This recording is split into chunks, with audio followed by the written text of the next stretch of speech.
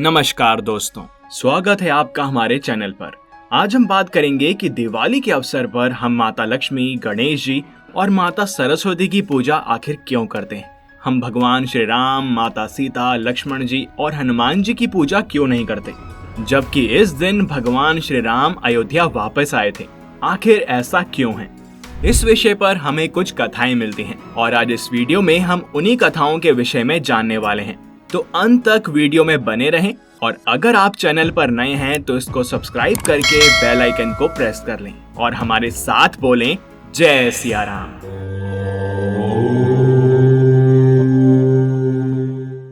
दिवाली पर लक्ष्मी जी और गणेश जी की पूजा क्यों होती है? इस बात का रहस्य युगों पुरानी बात में छिपा हुआ है। जब समुद्र मंथन नहीं हुआ था, उस दौरान देवता और राक्षसों के मध्य आए दिन युद्ध होते रहते थे। कभी देवता राक्षसों पर भारी पड़ते तो कभी राक्षस। एक बार देवता राक्षसों पर भारी पड़ रहे थे, जिसके कारण राक्षस गण पाताल लोक में जाकर छिप गए। राक्षस जानते थे कि वे इतने शक्तिशाली नहीं हैं कि देवताओं से लड़ सकें। देवताओं पर महालक्ष्मी अपनी कृपा बरसा रही थी। माँ लक्ष्मी अपने 8 रूपों के साथ इंद्रलोक में थी, जिसके कारण देवताओं में अहंकार भरा हुआ था। और जब अहंकार कहीं पर भारी होता है तो प्रभु कुछ ऐसी लीलाएं रचते हैं जिससे सामने वाले का अहंकार टूटकर बिखर जाता है। और यहाँ भी कुछ ऐसा ही हुआ।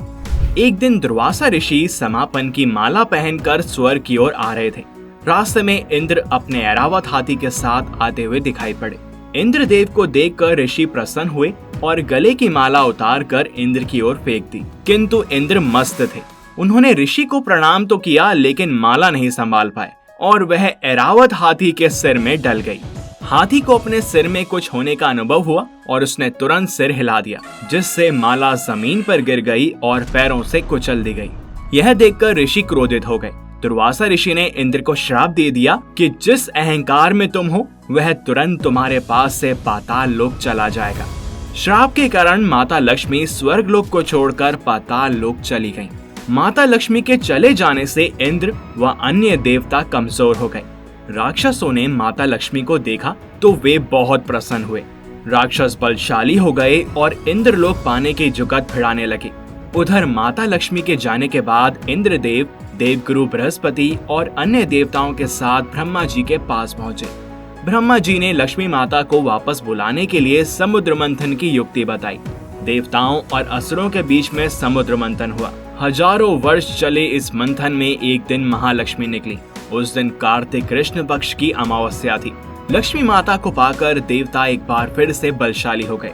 माता लक्ष्मी का समुद्र मंथन से आगमन हो रहा था। सभी देवता हाथ जोड़कर आराधना कर रहे थे। इसी कारण कार्तिक अमावस्या के दिन महालक्ष्मी की पूजा की जाती है, क्योंकि इस दिन माता लक्ष्मी का पुनः आगमन हुआ था।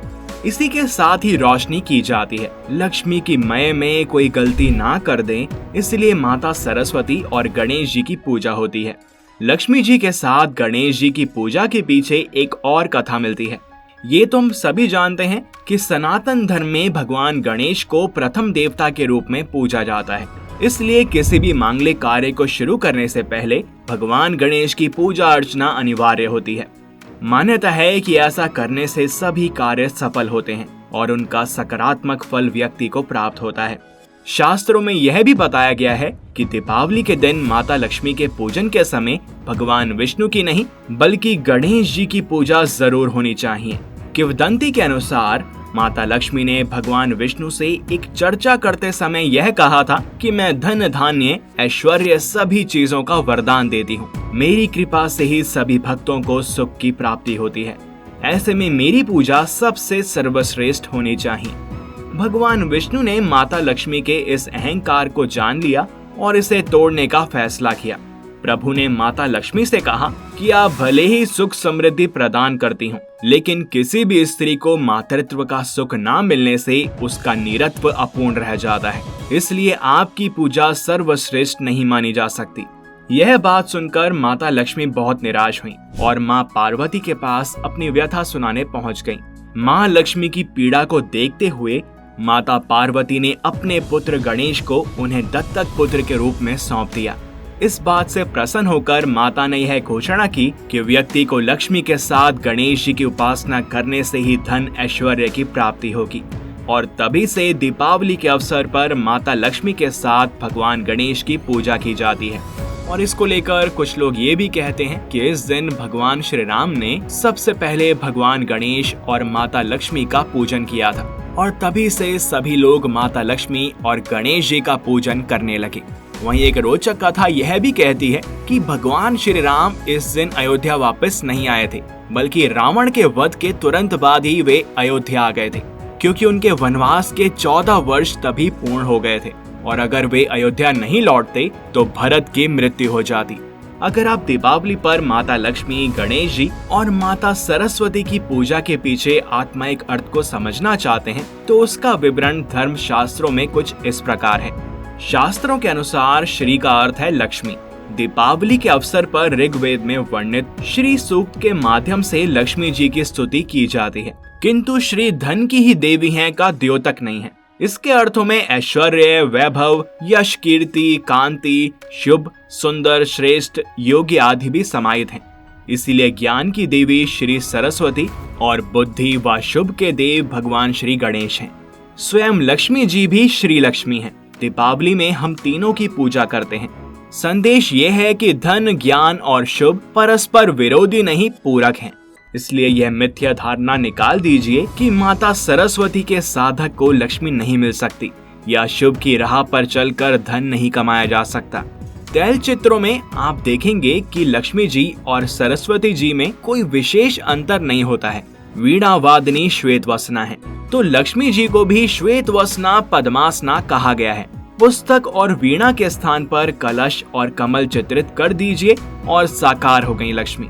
वस्तुतः दीप पर्व पर जिस सुख समृद्धि की कामना की जाती है वह लक्ष्मी, सरस्वती और गणेश जी के साथ होने पर ही संभव है।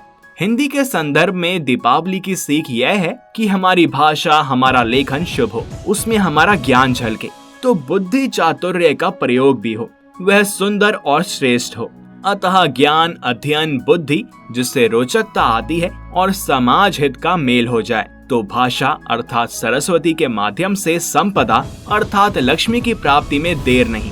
अब हम आपको ये भी बता देते हैं कि दीपावली की पूजा की सही विधि और सामग्री क्या है। पूजन सामग्री कुछ इस प्रकार है।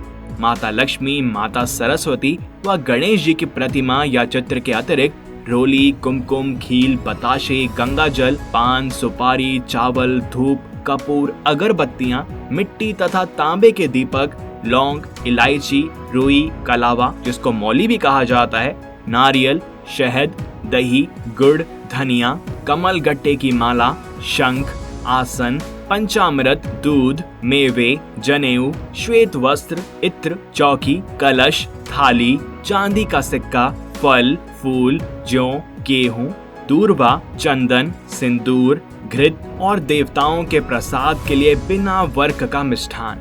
दीपावली के दिन मुख्य पूजा रात में करने का विधान है। वहीं पूजा के दौरान सबसे पहले एक चौकी पर सफेद वस्त्र बिछाएं और उस पर माता लक्ष्मी, माता सरस्वती व गणेश जी की प्रतिमा या चित्र को विराजमान करें। इसके बाद भगवान गणेश और लक्ष्मी जी का पूजन करें। उनकी प्रतिमा के आगे 7, 11 या 21 दीपक जलाएं और माता को श्रृंगार सामग्री अर्पित करें। फिर माँ को भोग लगाकर उनकी आरती करें।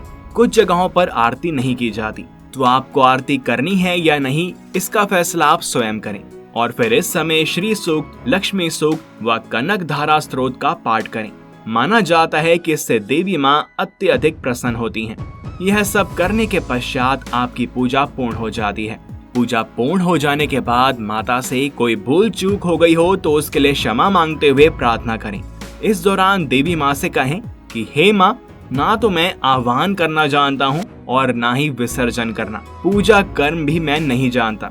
हे परमेश्वरी, मुझे मेरी गलतियों के लिए क्षमा करें। मंत्र, क्रिया और भक्ति से रहित जो कुछ पूजा मैंने की है, हे देवी, यह मेरी पूजा संपूर्ण हो। मैंने यथासंभव प्राप्त उपचार वस्तुओं से जो यह पूजन किया है, उससे आप भगवती श्री लक्ष्मी प्रसन्न हो। तो इस वीडियो में केवल इतना ही। आपको इस विषय में जानकर कैसा लगा हमें कमेंट करके अवश्य बताएं। और अगर आपको वीडियो पसंद आई हो तो इसको लाइक करें व अधिक से अधिक शेयर करें। साथ ही चैनल को सब्सक्राइब और बेल आइकन को प्रेस करना ना भूलें। मिलते हैं आपसे अगली वीडियो में और भी रोचक विषयों के साथ। तब तक के लिए जय गुरु।